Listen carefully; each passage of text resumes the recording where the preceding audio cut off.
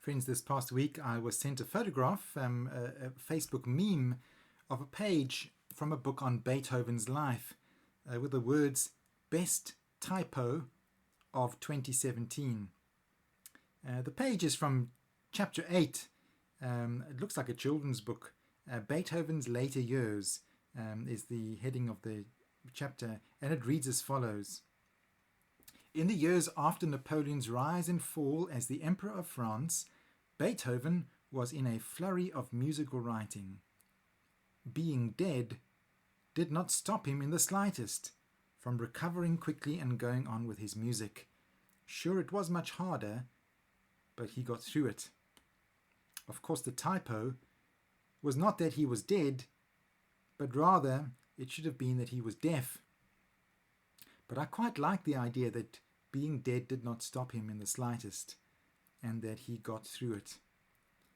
And that brings us to this day in history. On this day in history, in 1827, the German composer Ludwig van Beethoven did indeed die at the age of 56 on the 26th of March, 1827.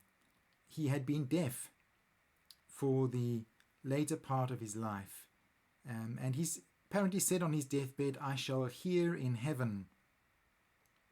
He's also quoted as having said once, to play without passion is inexcusable. There's a message about life in that. It could equally be said, to live without passion is inexcusable. Which reminds me of a quote from the Zen teacher Shunryu Suzuki, who once said something similar. He wrote, "When you do something, you should do it with your whole body and mind. You should be concentrated on what you do. You should do it completely, like a good bonfire. You should not be a smoky fire. You should burn yourself completely. If you do not burn yourself completely, a trace of yourself will remain, will be left in what you do. To play without passion is inexcusable," said Ludwig van Beethoven. And then secondly, on this day, the 26th of March in 1941, the British evolutionary biologist Richard Dawkins, who's also been a leading voice for atheism, was born in Nairobi in Kenya. His most famous book is called The God Delusion.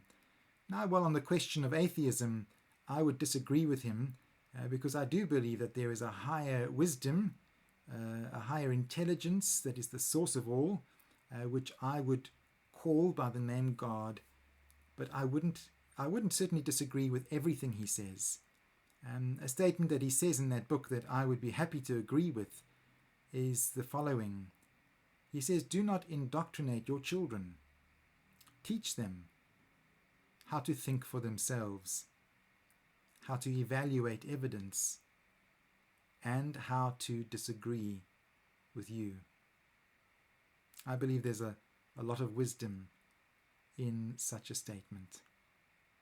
May God bless you as you ponder on these things.